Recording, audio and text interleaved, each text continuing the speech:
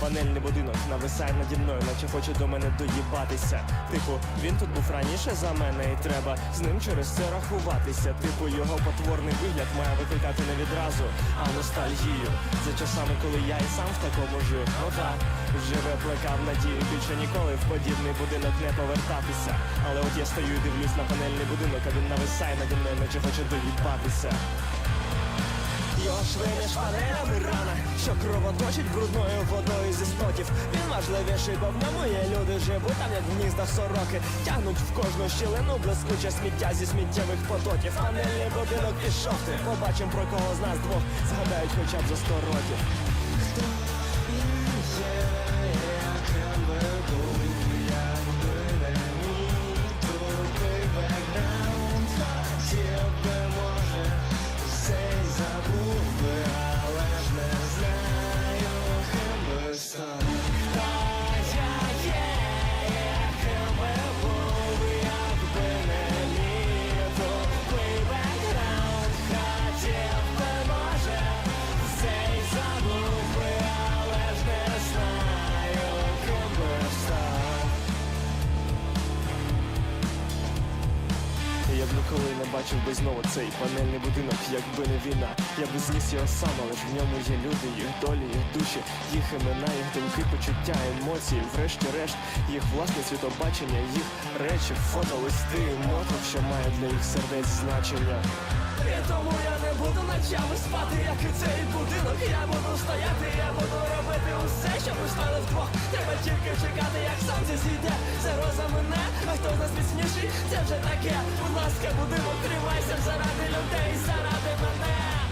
Небо б'є, як ударами молота, бетон скрипить, як зуби від холоду. Вирви в землі, як макет до могили, їх викопують самі. Про них не просили, знов кратер поруч, не змогли попасти, не прийдуть і спробують мене в нього вкласти, стою поруч з ним, дивлюсь на людей, я не дам цьому будинку впасти. Хто я є, яким би був, якби не мій тупий бекграунд. Хотів би, може, цей забув би, але ж не знаю, ким би став.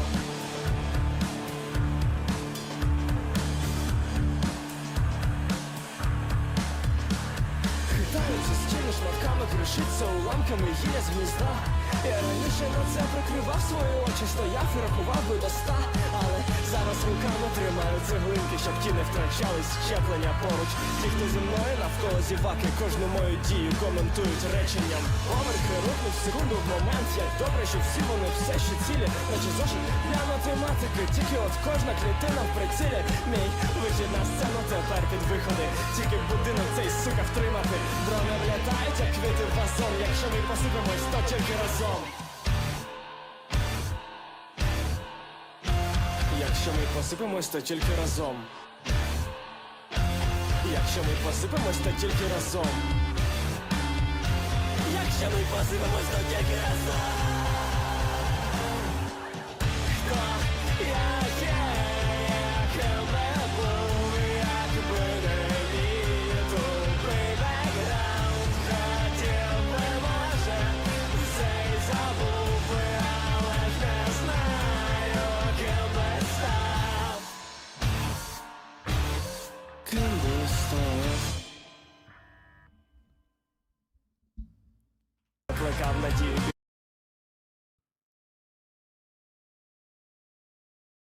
Hi, rollers. Good to see you all there in the chat, waiting, chatting, listening to this amazing song of Hate Speech, Ukrainian band, pretty young band with pretty mature lyrics, you know, and this song is about the panel building. We had these, a lot of them in Soviet Union. They were built all over Ukraine, and this is something that we are associating our past with our childhood, you know, and a lot of us associated with our reality because we still live in such old Soviet panel buildings. And he begins this song, you know, saying that he hates this building. He would never like to live again in such a building, and, you know, he remembers it from the childhood. But then he comes to a conclusion that holding this house is, holding this house from falling is what he wants, all that he wants. And he is standing there and holding that panel building together with others, and drones are flying into that house, and it is cracking, and it is slowly falling down. And this panel house is a metaphor of our country, of our nation, of our resistance. He's also asking a question in this song, who am I? And this is what we were asking. And I'm happy that I found who I am and who I want to be. And, we as a country, we found it, but we didn't know it for a long time. And this, damn, this song is powerful. When I was listening to it, I had these, this state when you're about to cry. You have this this thing in your throat. We call it like something that was basically, how do you call this? If you take piece of paper, and what do you do with it to make it a ball? How do you call the movement? Let me know. So basically, I had that in my throat. And rollers, lump in your throat. We say in English, lump in your throat. Thank you, MM2 is best.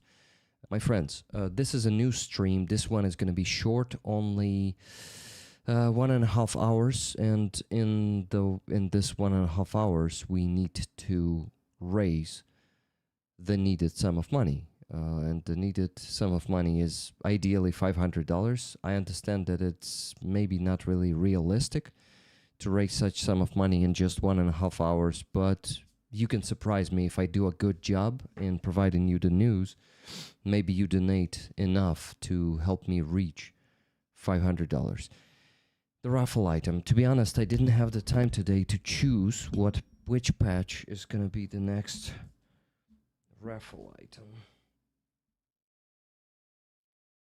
And you know what? It doesn't matter. We can choose it tomorrow. I can choose it tomorrow. I'm going to be streaming tomorrow anyway, so I will give you the tickets for whatever raffle item it is there, because that's most important thing is raising funds, is supporting the Ukrainian army with those funds. And you donate you donate for that, not for some raffle items. So please just let me focus on providing you the news, because the news are very important. Yesterday was a mind-blowing fucking day in terms of corruption scandal, which was one of the biggest ones we had in the last, probably in the last 3.5 years. I mean, it is a very serious stuff that is connected to our energy infrastructure, to our,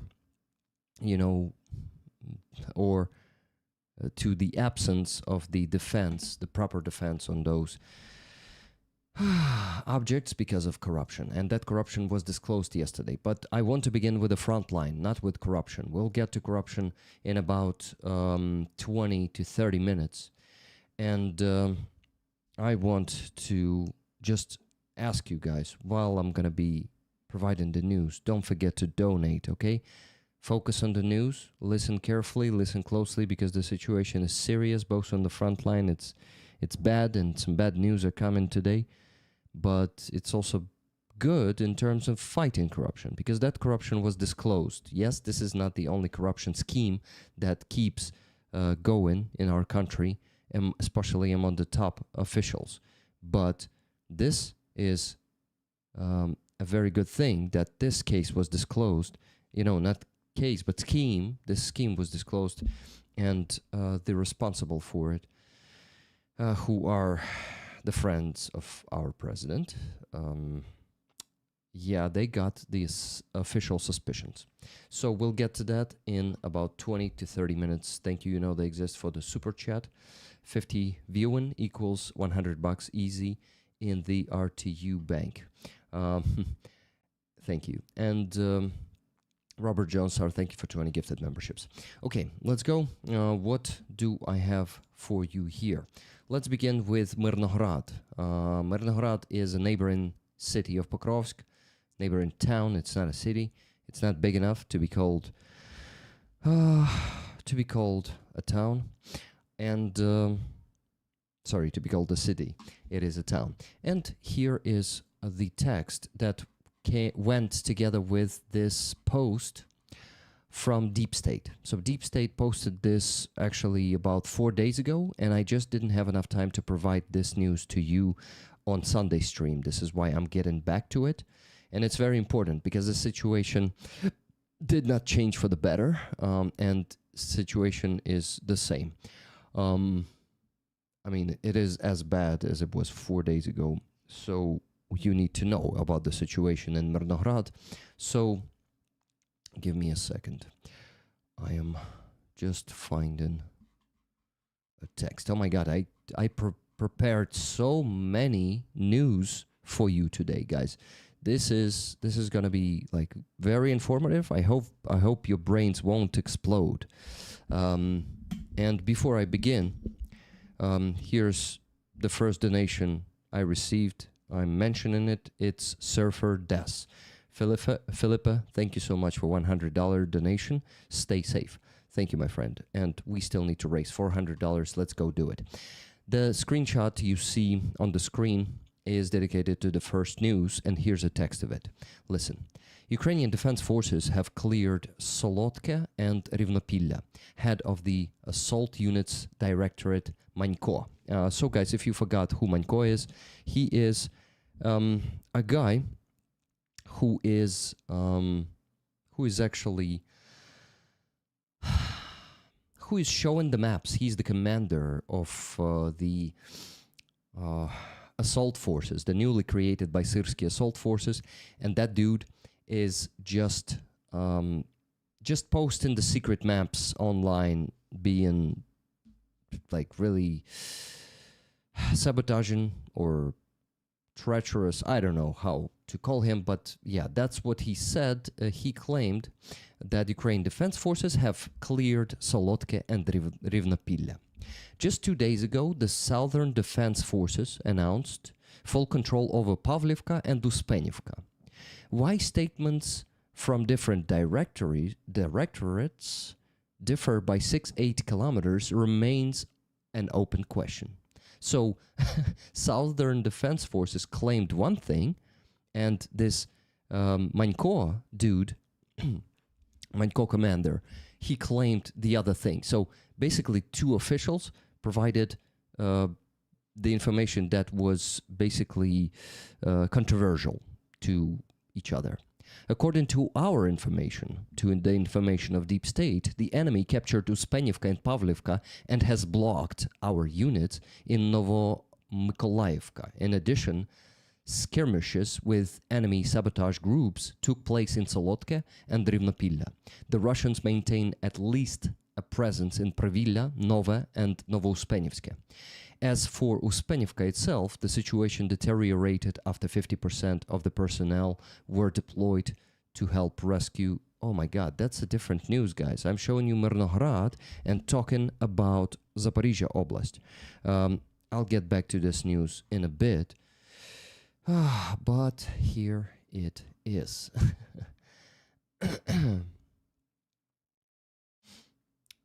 Yeah, Pokrovsk and Myrnogorod. I am sorry, guys. We need to begin with this. We need to get back to the news I started reading a bit later.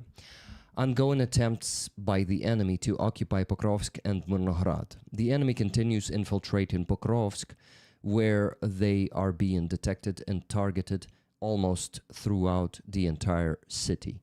Russian forces are actively bringing in drone operators who support their infantry and significantly hinder Ukrainian advances and logistics. At the same time, the enemy is trying to deploy mortars to tighten fire control over Ukrainian supply routes. Special attention should be paid to Myrnogorod. Pokrovsk cannot be considered encircled. The enemy is infiltrating and operating within the city itself, mainly from the southern side. However, Mirnograd faces the threat of operational encirclement, with all supply routes potentially falling under full fire of physical control.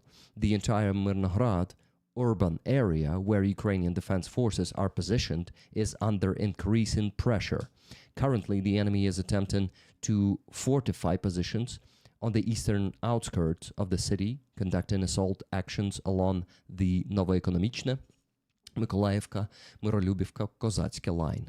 According to Ukrainian soldiers, logistics in the city are nearly non-existent, occasionally saved only by bad weather. Reaching any destination has become a lottery.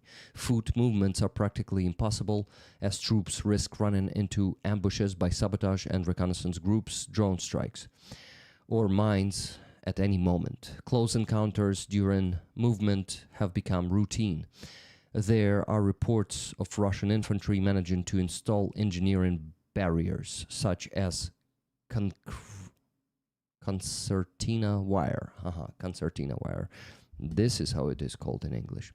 A key logistics point for Mirnograd is the settlement of Rivne, near Pokrovsk outskirts, where enemy forces have been observed building up and setting ambushes. Guys, Russian forces are already building up in Rivne, and it's the only supply route for Mirnograd. Mirnograd is in a huge risk, but this is not the end of the text that Deep State provided. Continuing. The main question for Mirnograd's defenders are how to hold positions without proper logistics, how to control rotations, and how to withdraw if the situation becomes critical. Soldiers note that they often receive orders from command to restore control over settlements already held by the enemy. So, there is a command to restore control over settlements already held by the enemy. For now, Ukrainian forces in Mirnograd are still managing to hold back the assault from the east. But soon, this will be impossible without proper logistical access to sustain the city defense. At present, Pokrovsk remains the key to this larger defensive area, and each day it is being gradually absorbed by the enemy. Yep, so this is the end of the quote, the end of the news, this part of news, this news piece. And I want to make a quick break to thank Carl Green for $100 super chat saying Slava Ukraini, Heroyam Slava, my friend, thank you. But you gotta know, Carl, that maybe, I gotta know if you understand that money from Super Chat, they don't go for fundraising, they go to my salary, they go to support me. If you did not know that and thought you're donating, please donate to PayPal instead, or to PayPal too, because we need to reach the fundraising goal. And I'm sorry if you didn't know this, but I try to repeat it on every stream. Thank you so much, everyone who's buying Super Chats right now. I'll thank you later. I need to stay focused on the news, and for the memberships too. Thank you, guys. Thank you very much. Okay, next news piece is this. Is a good news. So remember, in my new news format, which I'm doing right now, I am gonna go like bad news, good news, bad news, good news. Some bad news are going to be longer than good news, of course. Unfortunately, there are more bad news these days, but guys, bear with me. And now the good news. Next is the photo of a new commander of what? Give me a second. I'll translate it for you. President Zelensky has appointed Yuri Cherevashenko as commander of unmanned air defense systems. There is a new forces that we have in Ukraine. They are called Unmanned Air Defense Systems Forces. That's a good move, Sternenko says. So that's the news from Sternenko. He says that's a good move. There's hope for development of drone-based air defense. The main thing is to make sure the commander is actually allowed to carry out his plans. So what Sterenko means by this? First, Sterenko did a stream yesterday. He said that he worked with this guy, with Yuri Cherevashenko, and it's very good that he was appointed. The main problem remains, as always, remember what happened to a Ukrainian, one of the best Ukrainian commanders, Mikhailo Dropaty. Remember, he was constantly undermined by his subordinates, and they just didn't let him work properly, and he was forced to resign. So let's hope it will not happen to Cherevashenko, to this new promising commander who might be building up a modern, effective system. Fingers crossed. Let's go to the bad news again. Next one is this. Yes, this is the news I started reading for you in the beginning, and I need to not continue but read it from the beginning, because you might be confused. What the hell am I talking about? And for you to not be confused, I'm going to read the news from the beginning. Ukrainian defense forces have cleared Solodke and Drivnopilya. You know what? Give me a second. I will do this. I will do this.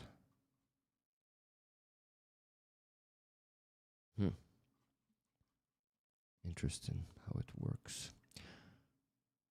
Okay, yeah, now I have a separate tab, and at the same time, while I'm reading, I will be able to show you the points on the map with the, how do you call that? Mouse?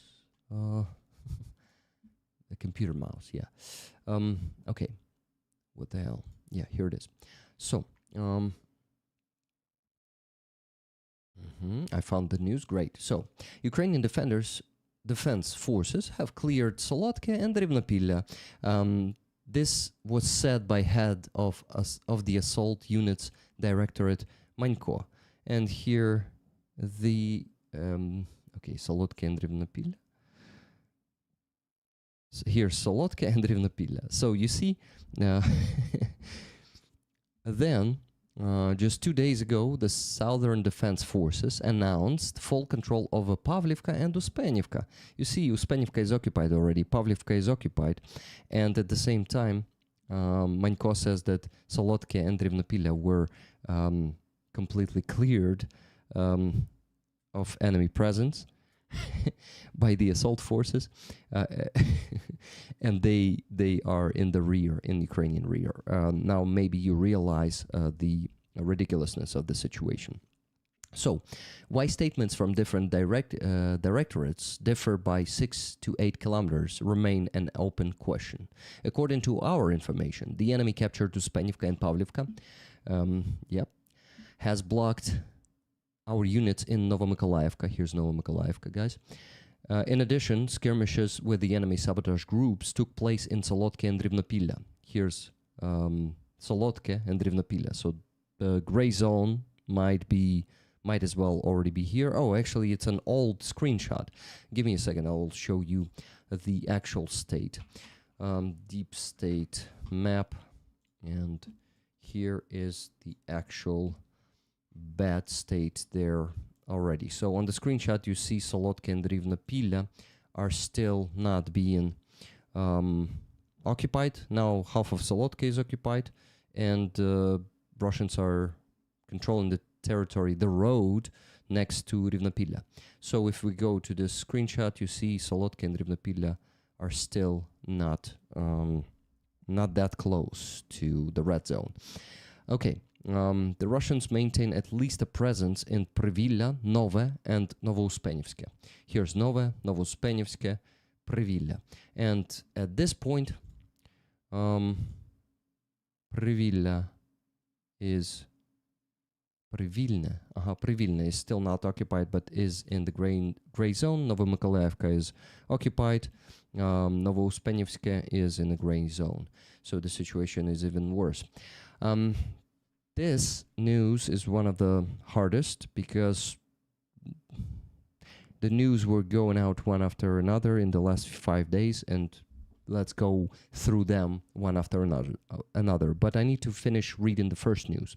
As for Uspenivka itself, the situation deteriorated after 50% of the personnel were redeployed to help rescue the legendary sector near Vyshneve. So people were sent from their positions here in... Uspenivka. Yeah, they captured Uspenivka because our soldiers were redeployed. And there was not enough people left to defend there in Uspenivka. At the end of October, Russian forces from the 14th Reconnaissance Brigade began entering the village. Once communications were established, they brought in infantry from the 218th Tank Regiment and the 394th Motor Rifle Brigade of the Russian Federation. Around 70 groups, roughly equivalent to 2 companies, entered the settlement. After securing positions, the 394th Brigade remained, while the 14th and 218th moved on the nearby villages. One of the battalions of 102nd Territorial Defense Brigade tried to stabilize the situation, but the forces were unequal and it ended badly. That's the end of this news, but this is not the last news about this sector. This news with this odious, I don't know if it's a word, odious, but infamous, about this infamous Commander Manько. Remember him? We just talked about him, that he is the one who's posting the secret maps online on his TikTok, on his Instagram. So this dude, what does this screenshot say? I need to translate it to you right now because this is a screenshot and the text, it's not much text. So, the commander of the assault forces of the armed forces of Ukraine reported about the success on the east of Zaporizhia Oblast. And in 2 hours, it appeared that the situation is totally different. And below here, it says, Сили оборони, як виявилося, не зупинили просування російських військ на сході Запорізької області. So, how do I translate this? The defense forces, as it appeared, they did not stop the movement of Russian forces on the east of Zaporizhia Oblast. So, he lied, and in 2 hours, we discovered that he lied. And Sternenko posted the screenshot and said next. He just quoted Syrsky. He didn't say anything. He just quoted Syrsky. And Syrsky's quote sounds like this.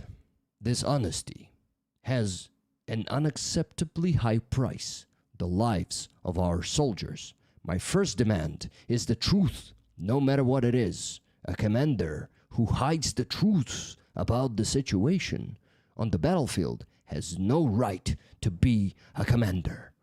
And of quote, Commander-in-Chief of the Armed Forces of Ukraine, Alexander Syrsky. So, Alexander Syrsky speaks with Russian accent, so probably I had to read this with Russian accent, but since he's our Commander-in-Chief, I won't do it. Anyway, Syrsky says this, and he appoints this man who lies openly, and he is not resigning him. He is not firing him, sorry. He is not firing this commander while he lies openly and all the country knows about it. The whole country discovers it in just a few hours. So all this from Syrsky sounds like a fucking hypocrisy. Like something that he doesn't believe in, that he doesn't do. And yeah, I understand why Sternenko posted that quote. So yeah. Next news also about this sector is from Deep State again. Sorry, but this is not the end of this news. This is why it is going to be, well, it is going to be a bit longer, longer bad news. So, what does this say? Worsening situation in the Zaporizhia region. The latest update shows a significant expansion of the gray zone in the Zaporizhia region along the Solotke, Novomykhailivka, Rivnopilya, Novouspennivka line. The enemy has increased its presence in this area, being constantly observed across the gray zone.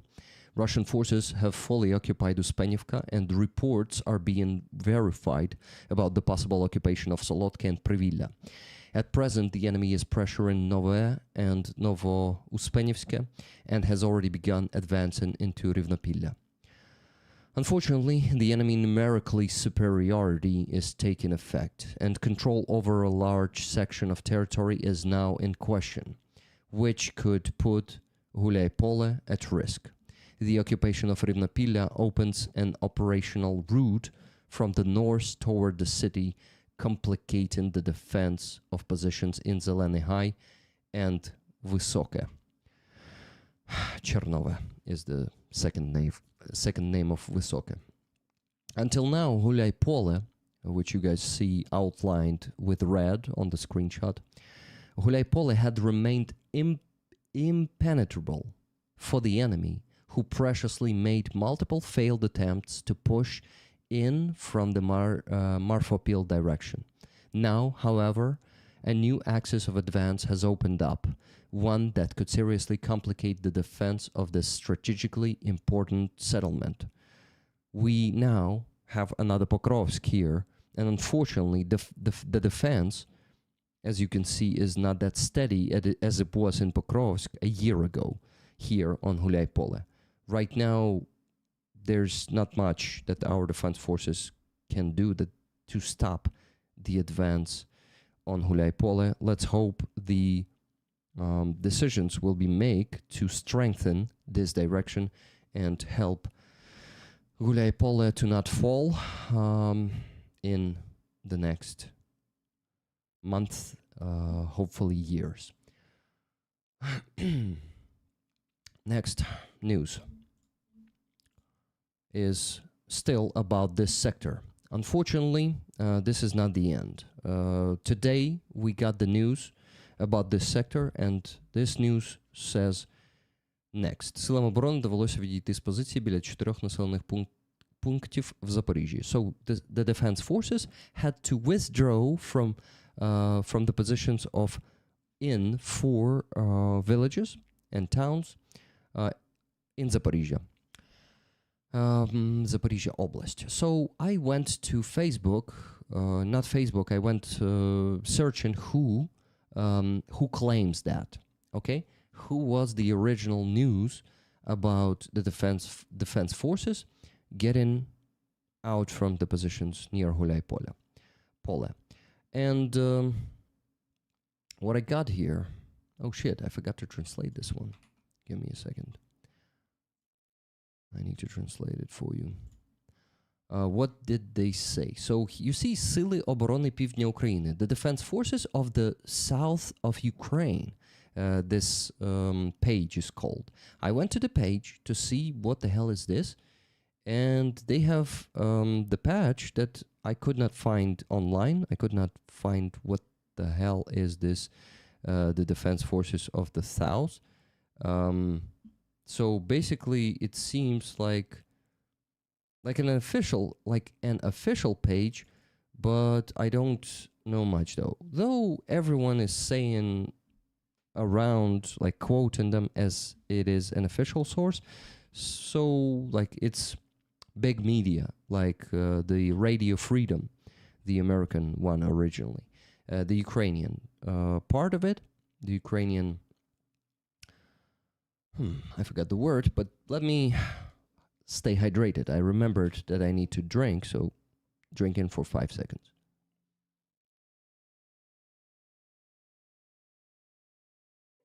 Okay, much better. Now, I need to translate this one for you real quick. Give me a second. This will not take long. Did I just close ChatGPT accidentally? Fuck, yeah. No, I did not. Sorry. Here it is. What did they say? they said this. So the full news sounded like this. In the Zaporizhia region, particularly along the Alexandrivka and Hulaypole directions, intense fighting has been ongoing for several consecutive days. The enemy is using all types of available weapons in attempt to push the armed forces from their positions. Over the past few days, up to 100 combat engagements have been recorded in this area. Due to the intensified enemy assaults, numerous infiltration attempts, and massive artillery fire on Ukrainian positions, more than 400 shelling attacks daily involving about 2,000 munitions, as well as the complete destruction of shelters and fortifications, the defense forces were forced to withdraw from positions near the settlements of Novouspenivska, Nove Ochotniche, Uspenivka, and Novomykolaivka to preserve personnel. The enemy is trying to deploy consolidation groups into these settlements, but Ukrainian defenders are doing everything possible to resist their attempts. Heavy fighting continues for Yablukove, Rivnopilya, and Solotka. From the east, the enemy is attempting to encircle Hulaypole and cut off the supply routes coming from Pokrovsk. The battles continue. Assault and other units are fiercely fighting for every inch of our land. This is the truth. But it's interesting that they recognized the withdrawal from positions, withdrawal from the whole villages. And this is unfortunately a bad thing, a very bad thing. So let's get back to this news. What did Sternenko commented this news with? And I totally agree with him as most of the times. Here is the news. Unfortunately, the defense forces are retreating near Hulaypole. This is the beginning of the quote. The gradual breakdown of command, exhaustion of forces, and total line combined with heavy enemy pressure are leading to inevitable advances by the Russian army. So Sternenko is listing the problems that we have in our army. The gradual breakdown of command, exhaustion of forces, and total line, combined with heavy enemy pressure, are leading to inevitable advances by the Russian army. If we leave things as they are, those advances will later measure in kilometers, and then in tens of kilometers per day. I'm nobody from the word of Patsan. It's really hard to translate this quote, but it has something to do to Manько, to General Manьko. So Sternenko says that he's not one of them, so I'll just ask you to help the military. This is critically important. And I totally agree with Sternenko, and say, actually I'm going to use this opportunity to ask you to donate, guys.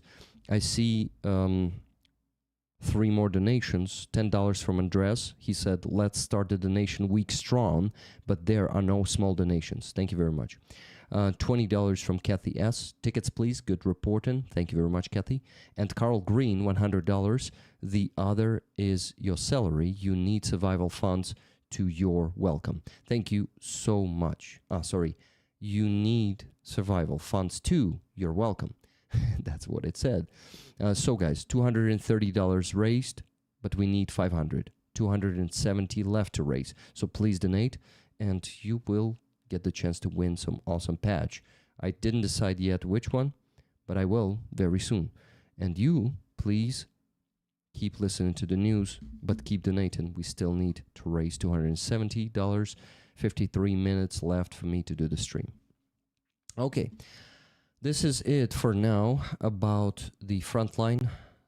Now let's discuss a good news from Russia that happened a few days ago. Actually, this one is already 3 days old.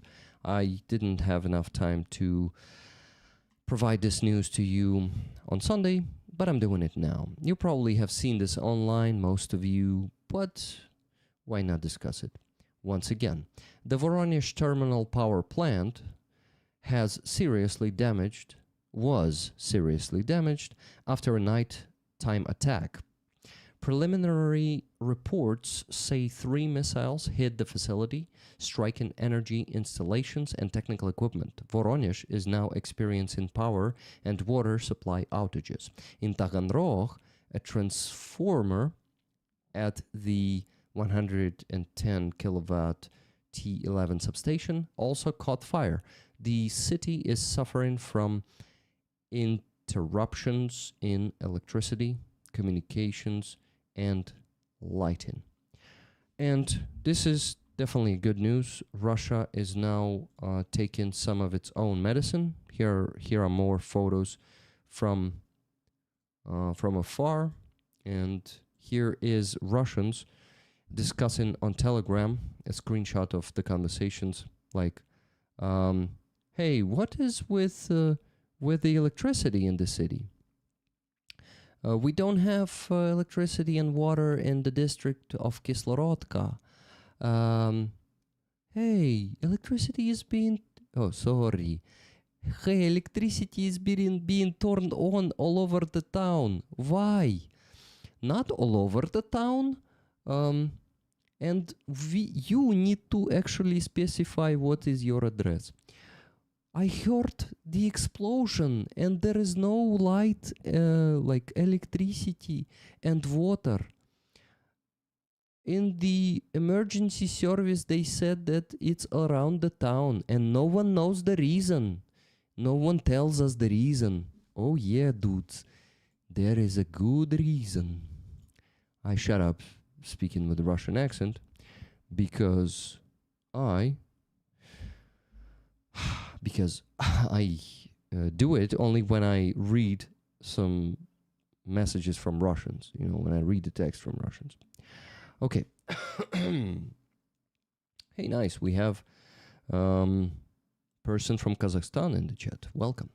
Next news is this. Now, this. We got to Ukrainian corruption. It all began yesterday in the morning with the reports actually from NABU itself. So let me read for you the translation of their news that had these photos of dollars, these photos, and these photos. Yep.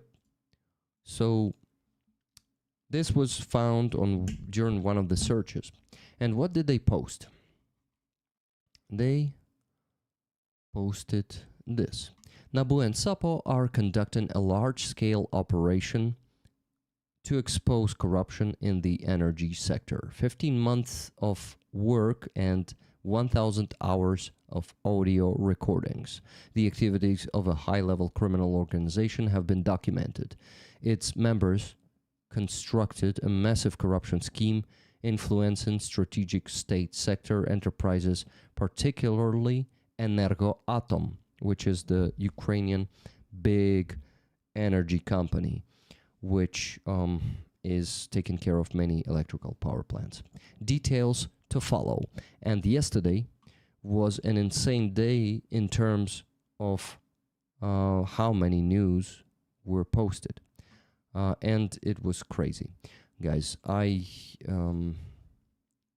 was trying to follow it during the day, but then I could not. And I followed all of it. I mean, only in the evening before sleep. I had to go sleep later, 1 hour later.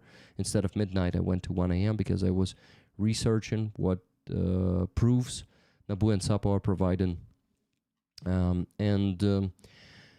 What did they provide?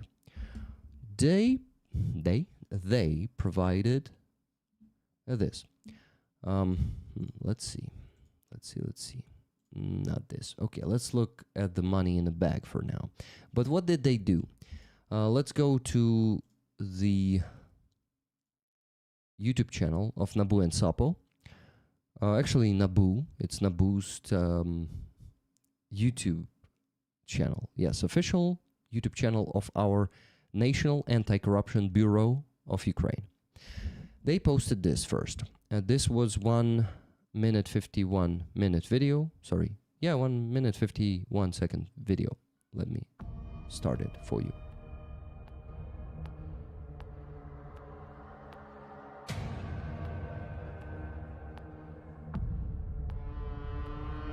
НАБУ і САП проводять операцію «Мідас». 15 місяців роботи. NABU and SAPO are conducting the operation called Midas. 15 months of work, Понад 70 обшуків. over 70 searches involving all the detectives of the National Bureau, Бюро. Тисячі годин аудіозаписів. thousands of hours of audio recordings. A high-level criminal organization in the energy and defense sectors has been exposed. Corruption in the energy sector, money laundering, Деталі згодом. illicit enrichment. Details later. And they started. What did they do in the teaser? They played some of the recordings, some of the audio recordings, and I'm not going to be translating it for you because it's it's all going to be explained later in the posts of NABU that I'm going to translate for you or to you, and I am going to explain stuff too.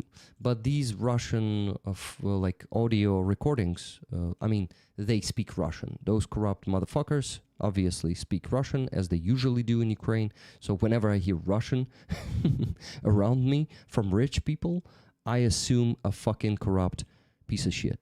So please don't speak Russian near me or in the Ukraine at all, okay? Just try to either speak English or Ukrainian if you're learning it. But yeah, I need to let you know how it works for Ukrainian patriots in Ukraine. So they basically but they displayed some of the footages with the subtitle, not footages, but the audio recordings, and basically providing not that much proof yet, because it's just a teaser, but giving us the understanding of who those people are and what the hell they were doing and how fucking brazen they were. So in the end of the video, they played this.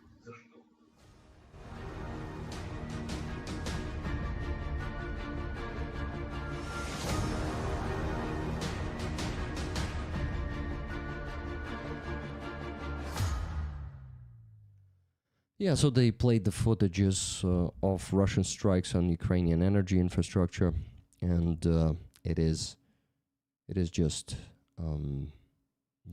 it is just so fucking ugly when people who were supposed to build the fortifications are doing corruption there and actually trying to save some money, not building the infrastructure, save for themselves, for their own pockets. They were, oh my god, guys, the details. You will just listen to the details. I translated all of it for you. So let me do one thing to not be mixing the facts here. I need to open the NABU Telegram channel where they were posting it and explaining each new video, because they actually released 2 videos yesterday, or 3 of them, I guess. 3 videos with these proofs, and 2 today. Yeah, 2 yesterday, 2 today.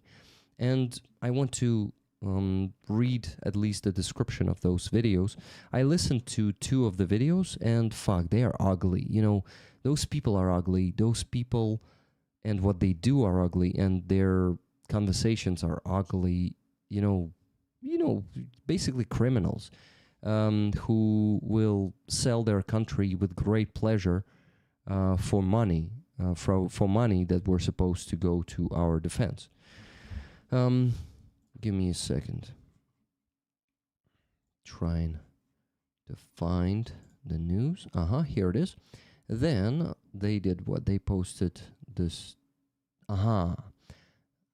They posted the first video, and they described it like this. So the first video was, let me show the first video to you now, the first full video, not the trailer, because it was just a trailer. Here's the first video.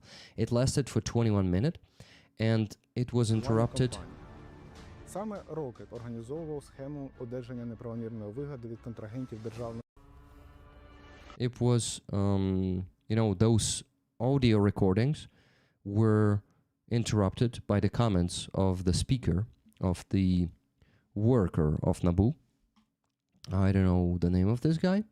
It will be interesting to discover, but he was explaining what we are hearing on those recordings. Отже, тенор мав можливість приймати рішення щодо оплати товарно-матеріальних. Tenor, it's the code name of one of the figurants. I don't know if you use such word, but one of the criminals. Цінностей навіть всупереч вказівкам керівника енергоатому. Тільки після попередніх домовленостей. Зазвичай ці домовленості мали фінансовий характер. So he's explaining that they control the process, and then and then they keep talking, and we see the subtitles to be able to understand. Never gonna Roughly tickets for run rollers. around and desert you. Thank you, Robert Jansar, for 10,000 hryvnias donation. Thank you so much. Okay, guys, let's go and continue. So in this video had such explanation, such text in the Telegram channel. Operation to expose corruption in the energy sector. The scheme. The main activity of the criminal organization was the systematic collection of kickbacks from Energoatom's contractors, ranging from 10% to 15% of contract value. Contractors were pressured to pay these bribes, known as the barrier, Schlagbaum, the German word we use for the barrier. To avoid blocked payments, the barrier on the road, you probably know what I'm talking about. Okay.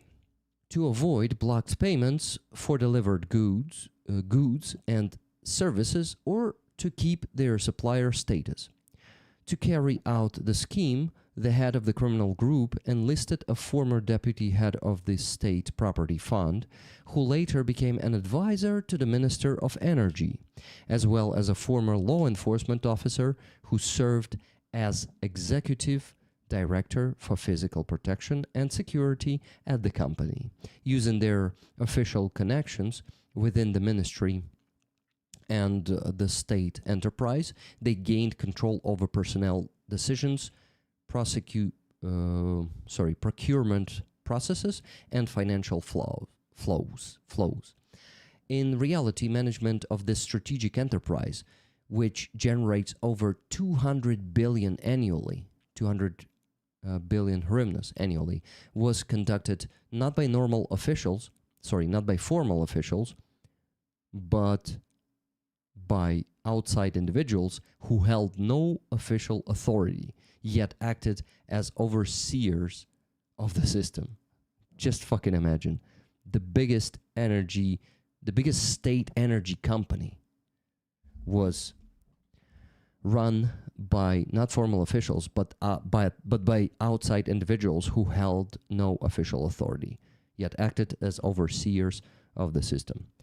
Okay, so in the end of the video, they are showing us these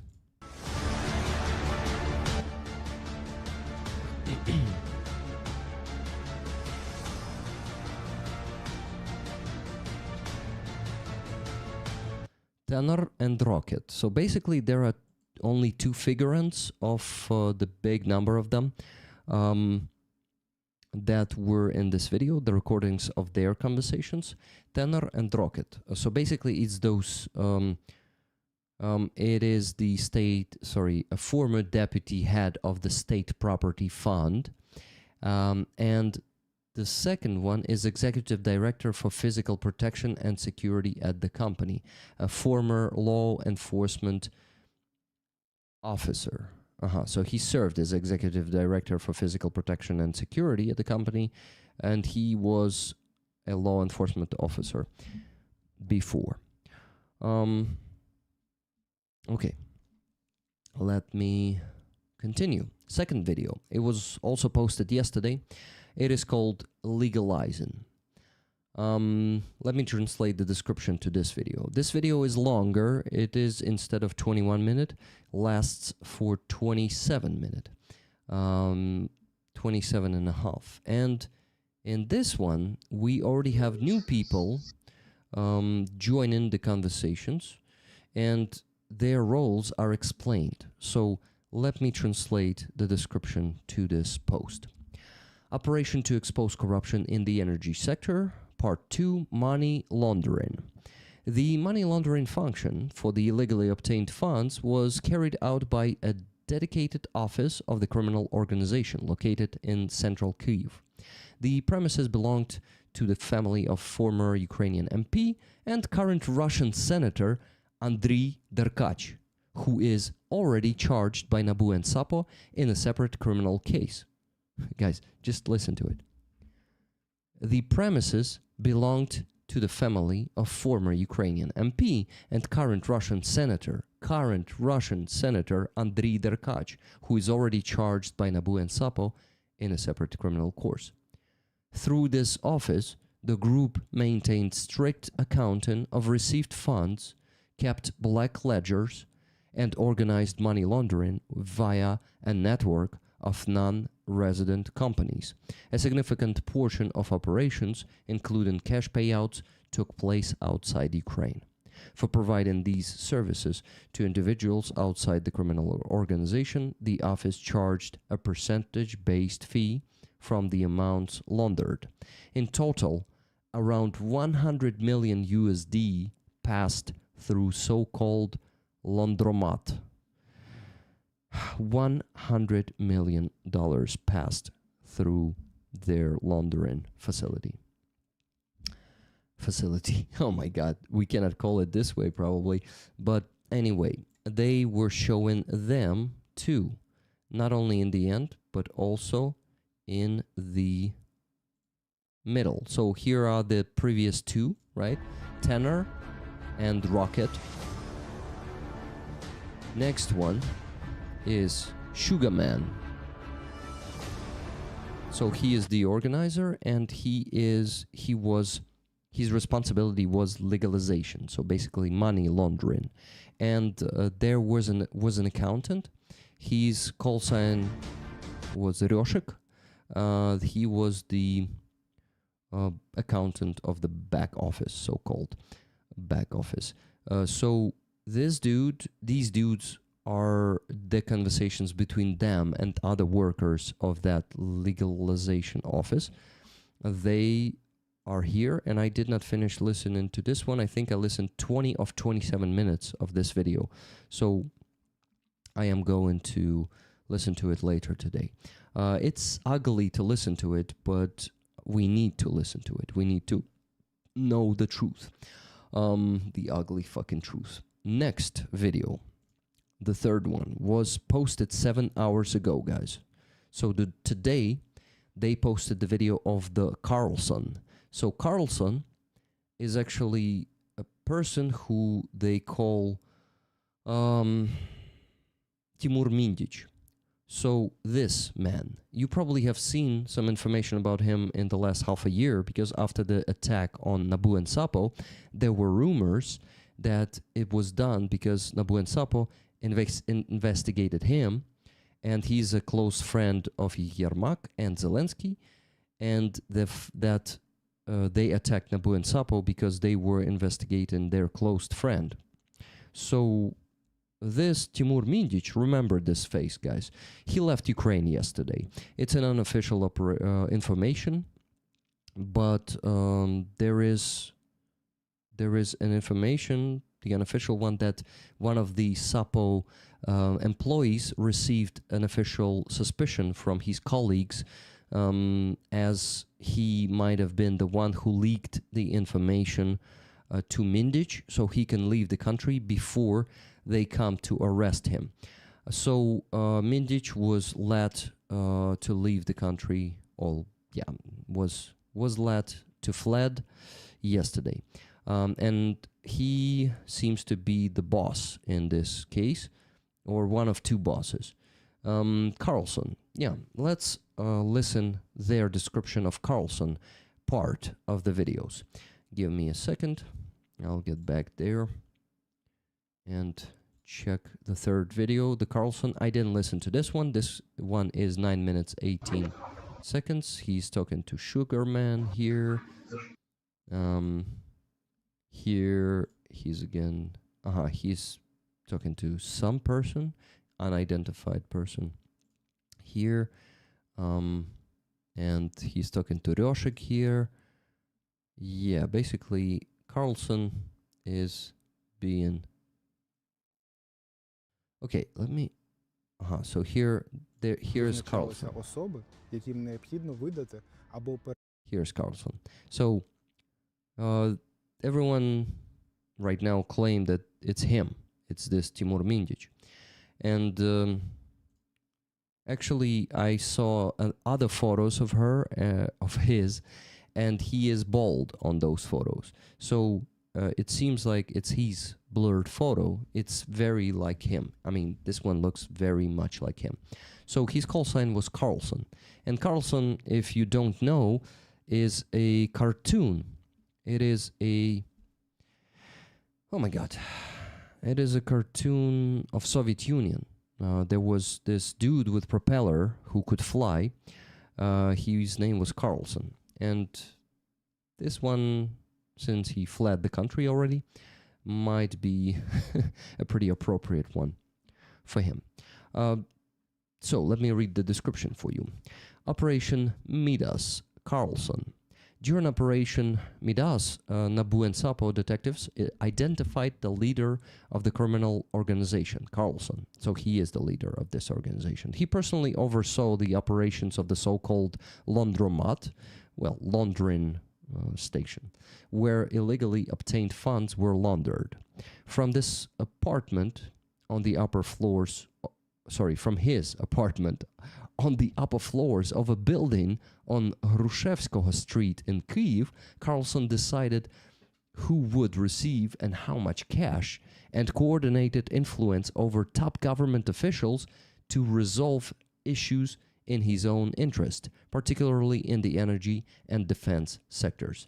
In conversations recorded by detectives, Carlson can be heard managing financial flows, discussing fake employment schemes used to cover for trusted associates, giving instructions on security measures, and showing awareness of Nabu's potential surveillance. So basically, you can hear all of these facts in this video. Next video, the fourth one, was posted only 4 hours ago. It is this one. Oh my God, guys, give me a second. Yeah, so this one's explanation. No, not explanation. Okay, wait, they had another post. They had another post that I need to translate for you. Give me a second. Before discussing this last video that is 12 minutes long. So guys, 46,000 views in 4 hours. This video is already booming, and I think it's one of the most viewed on the channel of Nabu. Nabu and Sapo have uncovered and documented the activities of a criminal organization that included current and former officials from the energy sector, a well-known businessman, and other individuals. Its members built a large-scale corruption network influencing the operations of strategic state enterprises, notably Energoatom. Under Article 208 of the Criminal Procedure Code, detectives have detained 5 people and notified 7 of suspicion, including, listen to this, the businessman head of the criminal organization. So the businessman, the Carlson, that is him. He presumably left the country, so he probably officially did not receive the suspicion, because they could not find him.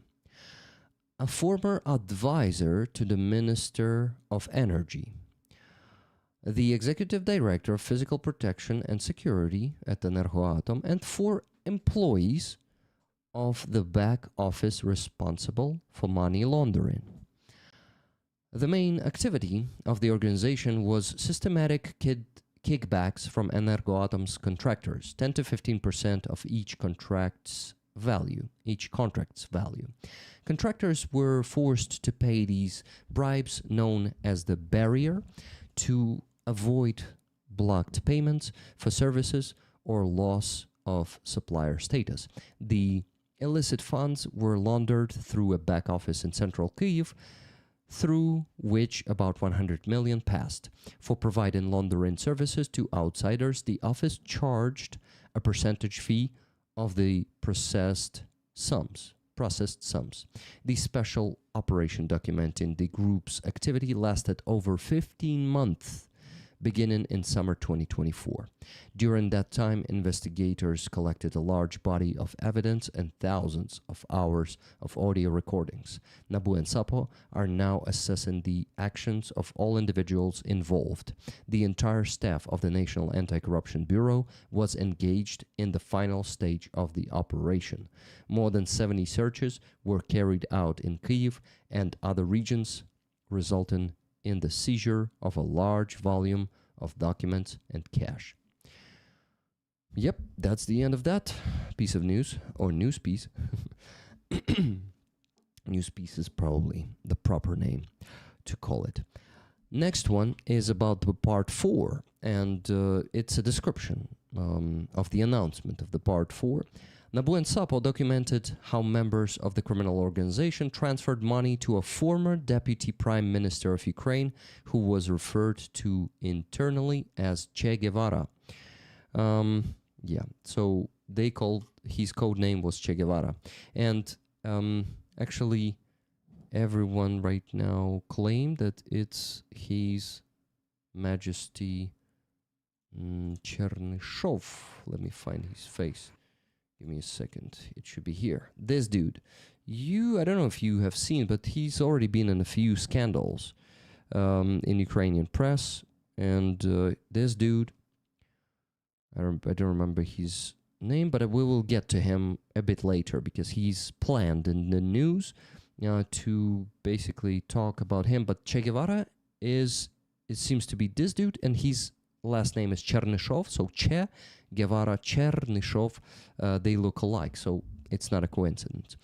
Nabu and Sapo documented how members of the criminal organization transferred money to a former deputy prime minister of Ukraine who was referred to internally as Che Guevara. Look at this. In total, investigators recorded the transfer of 1.2 million US dollars and nearly 100,000 euros in cash, delivered either directly at the organization's office or in a medical clinic owned by one of its members. The final payment, $500,000, was handed over to Che Guevara's wife after he himself had already become a suspect of Nabu and Sapo in corruption-related crimes. That's the end of the description of the part 4. And I remind you, part 4 looks like this. It's 12 minutes, and they go to Che Guevara in the end of this video. Let's see. So Carlson, and after him is the former prime minister, vice prime minister of Ukrainian. Oh, he was the minister of a few ministries that were not doing anything, just fucking being financed. And this dude was just fucking taking the money and not doing shit. Che Guevara. Yeah, okay. What do we have next?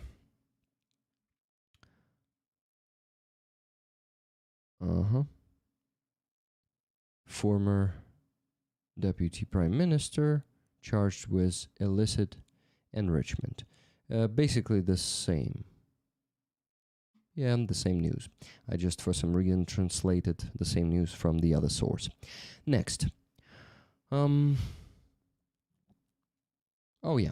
So, now we get to this dude. Where the hell was it? Yeah, there he is. So, Nabu and Sapo have documented how members of the criminal organization paid bribes to a former deputy prime minister of Ukraine, Alexei Chernyshov, who was referred to within the group as Che Guevara. Investigators recorded the transfer of 1.2 million US dollars and nearly 100,000 euros in cash. Part of the money was handed over at the organization's office and the rest at the clinic owned by one of the group's members. After Che Guevara himself became a suspect of Nabu and Sapo, his wife received an additional $500,000. Not hryvnias, guys. Dollars. The sums of money are, like top corruption. Next news is the reaction. It's not the news, it's actually a post of Yuri Hudymenko, who is the Ukrainian veteran politician who I actually trust, who is not the usual one, who lost the ability to use his right arm because of the injury he got on the front line back in 2022, and his right leg is also not completely functioning. I have his book, who he signed, and I met him on that book presentation. I had a chance to shake his hand, thank him for his service, and make a photo with him. I don't remember what the hell that photo is, but that man is fucking based. And just listen to what he said in his two posts. First post, an important note. If all institutions in this country worked normally, not perfectly, not even well, just normally, we'd already be analyzing, first, how Mindic's schemes operated. Second, how money was siphoned from domestic accounts. Third, how money was moved abroad. Fourth, which officials took bribes to make decisions. Important. 5, where the hell are they? He said, actually, where the fuck are they? How to ensure their successors can't make the same decisions, or at least make corruption much harder. That was 6. 7th, which tools to use for that? Legal changes, internal rule changes, more transparency, more accountability, not the same thing. Deregulation, or conversely, regulation, digitalization, and so on. We're pretty good at catching corrupt officials, he summarizes. We're bad at fighting corruption itself. So Carlson will get caught sooner or later, but how do we make sure some Mowgli doesn't just pop up in his place? So yeah, guys, we have a huge problems with the strategy. We don't have any anti-corruption strategy. We just catch the corrupt people, but we don't do anything as a state to prevent those people from appearing, from having the possibility to do what they do, to, organize all those fucking schemes and criminal activities. And that's a very good point from Yuri Hudymenko. And that's not him on the screen. You're looking at the corrupt guy. Yuri Hudymenko, for fuck's sake, I'm going to show him to you so you could understand who said what I just read. Yuri Hudymenko. This guy.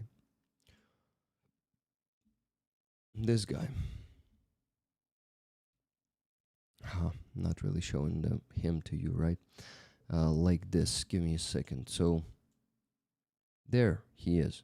Yuri Hudymenko, who sacrificed the ability to use his right hand and right leg properly, because right hand is not like functional at all. And he can walk with a cane, I guess, but yeah, he did it for Ukraine. That's a true patriot of Ukraine, who's actually very good. And do you know who he is right now? Guys, he is the head of the supervising council, the civilian supervising council to Ministry of Defense. So he is actually, as a leader of the civilian sector, supervising the work in Ministry of Defense. And this dude, I'm following his social media, his Telegram in particular, where I follow, and also the Ministry of Defense Civil Council's work. I also follow that. Well, he's reporting on that. This dude is really, really, doing good job and doing a lot of job for Ukraine. So this man is someone, like, if you hear of Yuri Hudimenko, you gotta know that this is the guy who you should listen to. That's my opinion. Of course, you can get to your own opinion, to your own conclusions. So Yuri Hudimenko said one more thing. He posted this thing yesterday. He said, right now, I don't see any other option for Zelensky but to praise Nabu and Sapo publicly and show international partners that this is what fighting corruption looks like, when you can wiretap and search even the president's friends. In theory, such a stance could even benefit Ukraine internationally. The idea being that what matters isn't the mistake, but how you respond to it. Very wise words. Unfortunately, I believe it will go to the opposite way. Sorry, not to, but the opposite way. Sooner or later, there will be a new attack on Nabu and Sapo, even more senseless and damaging to the country. These institutions aren't perfect. There's still a lot of work to be done, at the very least regarding information leaks. But as current events show, they are essential. Thank you to everyone who once took to the streets with cardboard signs or without. If not for you, Carlson would still be living on the roof today. So that was an Easter egg in the end to the Carlson cartoon, the Soviet Carlson cartoon.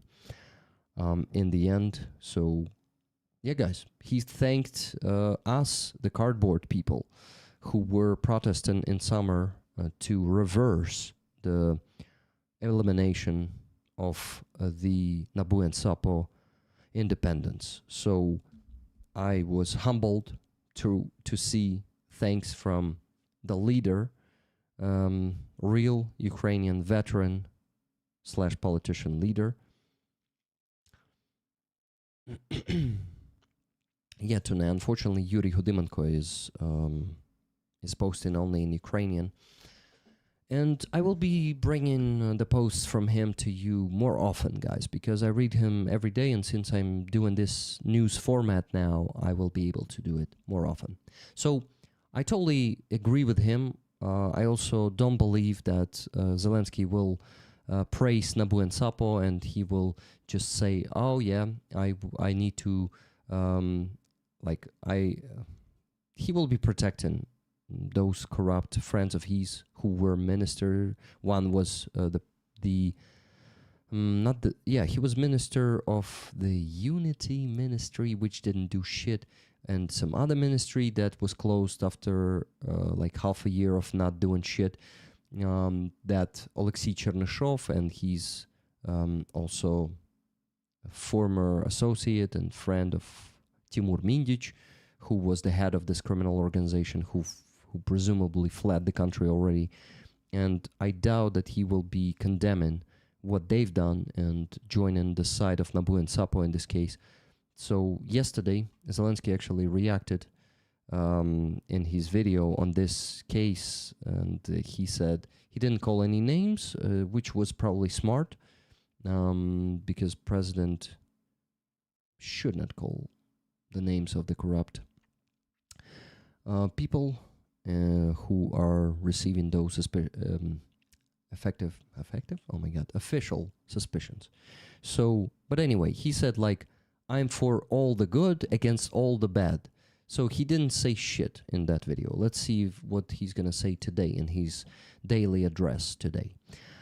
Okay, next thing I need to show you is what was found in the office of one of the Nabu also showed this. It was a post of Nabu showing this thing. This book says, just listen to the description. During a search of the office of one of the co-organizers of the corruption scheme in the energy sector. Nabu and Sapo discovered an interesting artifact. Okay, so they didn't translate it. I will translate it for you. The signature at the bottom says, the security service of the President of the Russian Federation. The security service of the President of the Russian Federation. That's who we fucking have managing our country.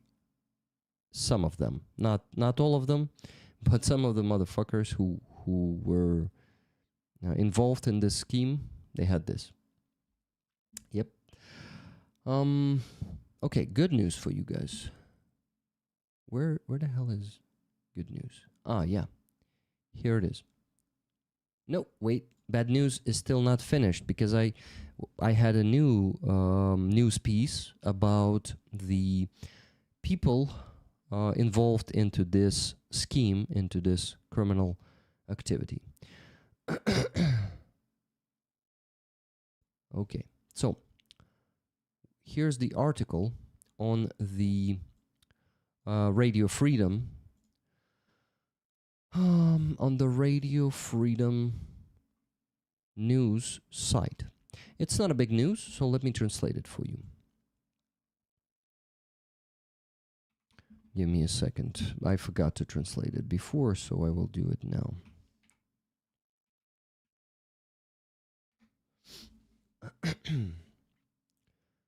The National Anti-Corruption Bureau of Ukraine, as part of the corruption case in the energy sector, Operation Midas, has officially charged 7 individuals. While Nabu did not disclose the names, journalists from Schemes is a part of Radio Liberty, managed to identify those involved. According to law enforcement sources, the suspects are businessman and Kvartal 95 co-founder. I remind you, Kvartal 95 was, and it is not Zelensky's business anymore, I guess, because I think president has no right to have a business, right? But it is the... Oh, shit, guys. I really need to go to bathroom, but I need to finish... no, I probably need to do it now. What the hell do I... Yeah, wait. I'll translate this news, and then I will run to bathroom showing you the beautiful video from Russia. You know what kind of beautiful videos are happening in Russia, are being filmed in Russia. Yes, something will be exploding. So let's go. Let me finish that. So businessman and Kvartal 95 co-founder Timur Mindic, once again, this guy that you see on the screen, codename Carlson in Nabu recordings. He is the Carlson. He is the head of the organization. And here's the photo of everyone else. So Timur Mindic, this guy. Next one. Former advisor to the Minister of Energy, Ihor Mironyuk, Racket. So here's the rocket, not racket, or rocket, this one was called. Ihor Mironyuk, so this at the center. Next one, tenor, Dmitro Basov, this schmug. This is tenor. He is executive director of security at Energoatom. And 4 members of the so-called bank office for money laundering. Alexander Zuckerman, Sugarman. Zuckerman is actually, is translated like Zuckerman. Sorry, Sugarman. So Alexander Zuckerman, this face to the bottom left. Next one. Give me a second. Ihor Fursenko, Ryoshik. Ihor Fursenko, this dude. His name, his call sign was Ryoshik. Lesia Ustimenko and Людмила Зорина. Людмила Зорина, Lesia Ustimenko. They were also employees of that laundering center, if I'm not mistaken. Людмила Зорина, Lesia Ustimenko. They walk among us in Kyiv. I may stumble across them on, not probably on the street, because they don't really work on the street. They drive around in very expensive Mercedes, Maybachs, Porsches, Jaguars, and Lexuses. and I stumble across them on the road most of the times. But since I drive a lot, that happens pretty often, I guess. Next. The end of this news translation is this. Nabu describes Ryoshik, this guy, as the accountant of the bank office. He was recorded saying that carrying a box of cash is not exactly a pleasure. Ihor Fursenko is registered as a private entrepreneur. Ihor Fursenko, yeah, this one. Specializing in IT consulting. His number appears in others' contracts as Ihor, employee of Mikhailo Zuckerman. Yeah, this Zuckerman. This dude. MP Yaroslav Zhelezniak wrote that the Zuckerman brothers handled the financial side of Timur Mindic. Lesia Ustimenko, this woman, appears in contacts as Lesia Kyiv brothers financer. She is a private entrepreneur whose main business activity is market research and public opinion analysis. In 2023, Ustimenko purchased a parking space in the central Kyiv building where, according to schemes, the back office mentioned in the Nabu investigation is located. Her husband is reportedly a citizen of Russia who regularly traveled there until 2015 when he obtained a Ukrainian passport. Fantastic. Okay, that's the end of this news, and I can finally show you the video while I run to the bathroom. But before I do that, I need to tell you that we still haven't reached $500 in donations, guys. We still need to raise, let me tell you. We raised $302.60. $302.60. And we, hence, still need to raise, let me tell you, $197.40. And guys, please, I need to finish the stream ideally in 5 minutes. Of course, I won't be able to do it. I'm going to finish it in 15.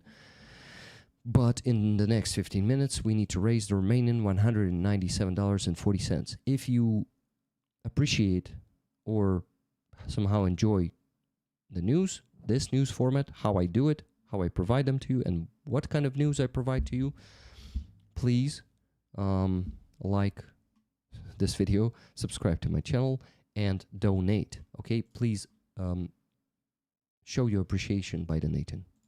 Watch this beauty once again, like a few times, again and again. Boom! Tuapse. So someone who asked me, was Tuapse hit this weekend again during the Sunday stream? Was right. Is it going to be repeating? No, it's not going to be repeating itself.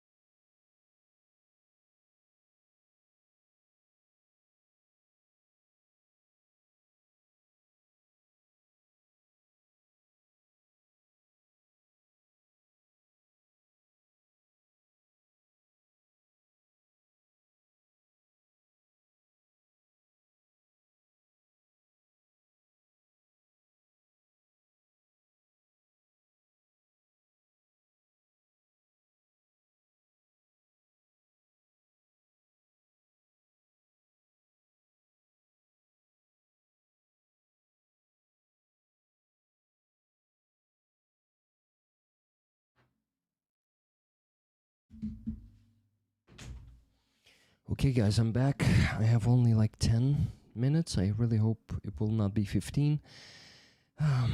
But yeah, I still didn't have a dinner today, only a lunch. So I will be really, really happy if you guys will help me raise the remaining $197.40 on PayPal. So please, please send your donations to PayPal.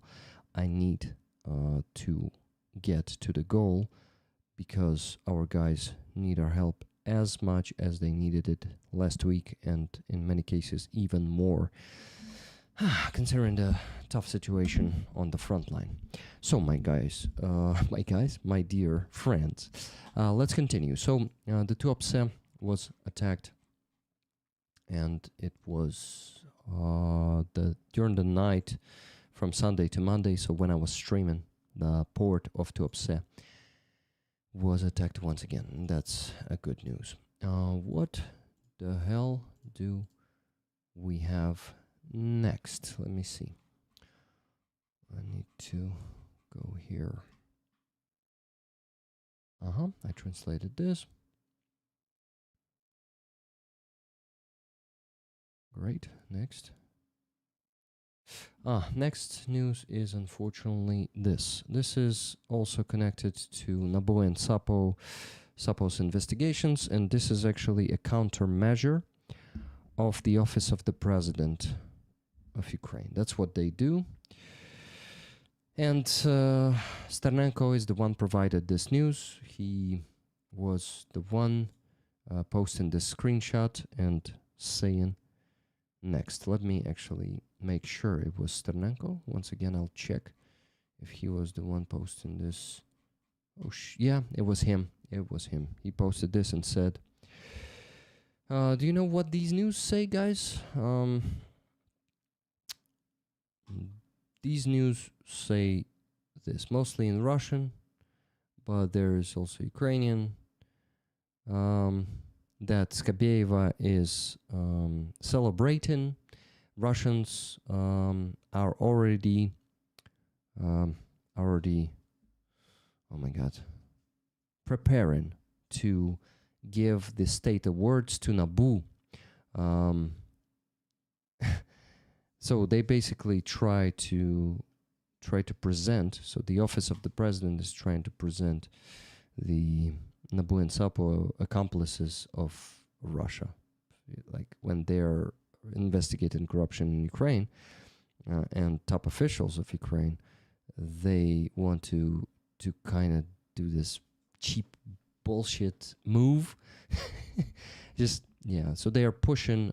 They are paying money to Telegram channels owners for them to post these news, and yeah, this is how Sternenko reacts on it. He says next. A very poor, misguided information strategy. Buying this kind of paid propaganda, it is called jinsa in Ukrainian, this cheap propaganda that was paid for. So just like cheap on demand, or like when, you know, office of the president is paying the news telegrams channels to post the news, the same news. Look at this, guys. All these telegram channels post the same shit that was paid for. So this is a poor and misguided information strategy. Such denials will inevitably deepen conflict and confrontation within the country. By the way, why has Halushenko gone silent? Yeah, this is actually the Ukrainian top official. Remember the vice prime minister who received the summons. He went completely silent. He's still the minister. He was the minister of energy, and they just transferred him from minister of energy around a year ago to the minister of how do you call that? Justitia, like judiciary system. Yeah, so he was just moved from one minister position to another. And by the way, why Halushenko gone silent? From the standpoint of state interests, it would now be wiser for him to resign voluntarily. Instead, we're seeing more planted articles. Sad. Yeah, that's the end of quote by Sternenko. Okay, just a few news pieces left to show you. This one is of today, of just about 5 hours ago. It says, yeah, let's watch the video. A video has emerged showing a powerful explosion at the Orsk oil refinery, or Orsk, located about 1,400 kilometers from the Ukraine border. Long-range drones operated by the Security Service of Ukraine struck the facility. On the refiner's territory, at least 4 explosions were recorded, followed by heavy smoke. This is the second known strike by Ukrainian drones on the plant. The first occurred on October 3, 2025. Yep. Bad zoom, dude. You could do better. Well, what else do we have here? Fantastic news, guys. Some good news. Sapo, you won't believe it, but Sapo did this. 44 million from plea agreements transferred to the Sternenko Foundation. So plea agreements that Sapo is basically signing with the prosecuted corrupt people. The money from those pleas, they went, 44 million hryvnias went to Sternenko's fund 2 days ago. It is fantastic. Yesterday he posted this news in his private Telegram channel that you can access by subscribing to his base. And today Sapo officially announced this. As a result of plea agreements concluded in Sapo and Nabu cases and approved by the High Anti-Corruption Court, 44 million has been transferred to the Sternenko Community Foundation to purchase FPV drones for the Ukrainian armed forces. This represents one of the significant contributions to strengthening the defensive capabilities of Ukrainian units, helping them carry out key combat missions more effectively on the path to victory. In total, over the past 3 years, prosecutors of Sapo have directed around 2.9 billion to Ukraine's defense forces through similar plea agreements. Guys, 2.9 billion hryvnias in the past 3 years was contributed by Sapo. And who the fuck in this case is the honest side, huh? If, the office of the president is trying to convince our society or population, I think they are aiming for population, not for society. So if they want to convince our population that Nabu and Sapo are working for Russia, there are some strong arguments against that. In total, over the past 3 years, prosecutors of Sapo have directed around 2.5 billion to Ukraine's defense forces through similar plea agreements, a result of their systematic efforts to recover damages to the state and channel funds toward the most critical wartime needs.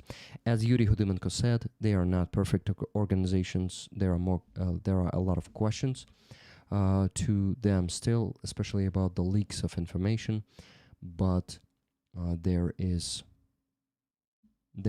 still a very important thing that they do. So guys, the news that Sternenko posted just about 1.5 hours ago. In the Ulyanovsk region in Russia, mobile internet has been shut down until the end of the so-called special military operation. There is going to be no internet in Ulyanovsk Oblast of Russia. Just fucking imagine. Never. If this war will be going for 5 more years, they will not have any internet for 5 more years. At the same time, in Russia, people have begun to fined for subscribing to undesirable channels. Fined. They began to be fined for subscribing to undesirable channels, referring to anti-war media resources. Courts have accused them of participation in the activities of an undesirable organization. And the last news for today is going to be next, and this is an outrageous one.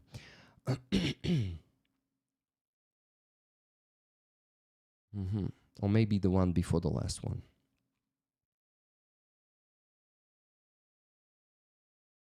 Yeah. So, French court. You know what? Before reading you this news, I must tell you that I received only one donation of £10 in the last. Oh my God! In the last 47 minutes. So, guys, that brings us to. Okay, how much is it? £10. GBP to USD. G for fuck's sake. BP to USD. £10 is $13.17. Let me tell you.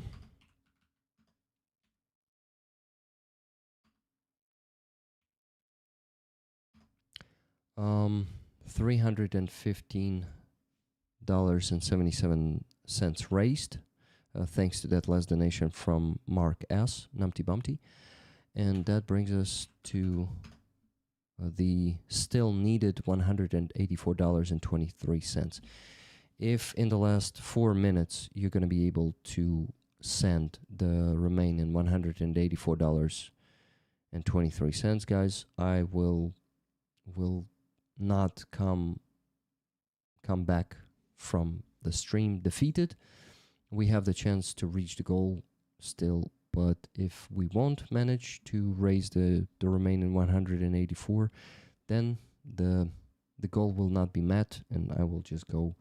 But I cannot sit here longer. I just simply cannot, because I need to eat. I need to finish the stuff, the work stuff, the home stuff, and go to bed at least at 2 a.m. So please help me here. I need your help. If you enjoyed what I did today, how I did it, send a donation. I need it. Ukrainian soldiers need it more than I do. It's for them. It's not for me. I'm asking for money for them. Okay, so the news, right? French court releases Ukrainian citizen detained at Russia's request for terrorism. Guys, French court, once again, listen to this, releases Ukrainian citizen detained at Russia's request for terrorism. Russia, I mean, I was so fucking, I don't know how to tell you, or how to explain it. What was I? Was I surprised? I was a bit surprised. Was I burning a bit? Yep. So Russia can still do requests in European countries to arrest people for terrorism. And you know what Russia calls a terrorism? Russia calls Ukrainian resistance a terrorism. Russia calls anything that doesn't match their savage imperial agenda, genocidal, war criminal agenda, they call it terrorism. So they did a terrorism request to detain a Ukrainian citizen to France, and France detained a Ukrainian citizen. So listen to the rest of the news. He was detained while traveling to Ireland following a Russian Interpol request accusing him of terrorism. Rafat Chubarov, guys, and the most important thing, this guy is a Crimean Tatar. He is a Crimean Tatar. His name is Rafat Chubarov. Stated that such accusations are standing against Crimean Tatars and are based on testimonies extracted under torture. So Russians like to get some testimonies from people under torture, and then they present it as the truth, and they make requests to European countries to detain those people. Fantastic.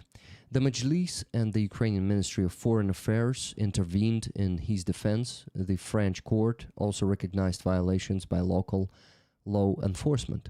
On November 7th, Shahayev was able... Chubarov. What Shahayev? Oh my god. Shahayev. So it was Shahayev. Okay. So Rafat Chubarov is not the guy who was detained. Shahayev, that's the last name of the guy who was detained, but he's also Crimean Tatar, and the famous Rafat Chubarov, who is in Ukraine, I guess, said that it's a typical accusation that Russians do against Crimean Tatars. Got it. So on November 7th, Shahayev was able to leave France and reunite with his family in Ireland. So it's a happy ending story, but for fuck's sake, like, why the fuck Russia still has the possibility to influence the Interpol and French law enforcement? It's just fucked up. So guys, I got a donation, $100 from Danielle. I do not want you to end the stream being sad. Guys, $84.23 away from not being sad. I am. So I think I did a pretty good job today providing you this news. If you agree with me, please send the remaining $84.23. Thank you. Last news, and I have to finish. And there is a chance to go home defeated, so please let me not do it. And the news is good news. I want to end with good news. And good news is 3 years ago, the defense forces of Ukraine liberated Kherson and the right bank part of the region. Those were unforgettable moments and a huge source of pride in Ukrainian strength. Within a few days, more than 4,000 square kilometers of our territory was liberated, and most importantly, thousands of people were freed from occupation. This was one of the happiest days of my life. Really, guys. When I saw the liberation of Kherson in 2022, I was crying. I was crying almost the whole day on 11th of November 2022.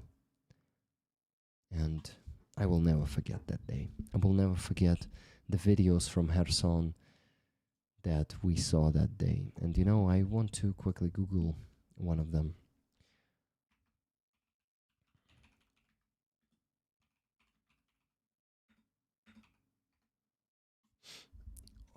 I want to quickly find some video on YouTube how it was.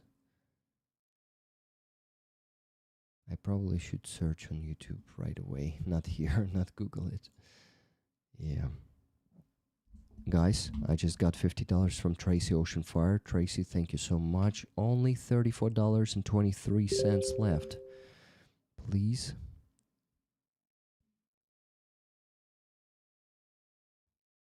And thank you. Okay, I really need to run, so I won't even show you the video, but I just wanted to tell you how good the feeling was and how good it is to have this celebration day of the liberation of Kherson from Russian occupiers. Thank you so much for being on the stream today, and thank you for your donations. We are $34.23 away from the goal. Please donate it after I press the end stream button, or before if you're fast enough. But if not, and you will send it after I finish the stream, I will not be defeated today, and I will reach the goal.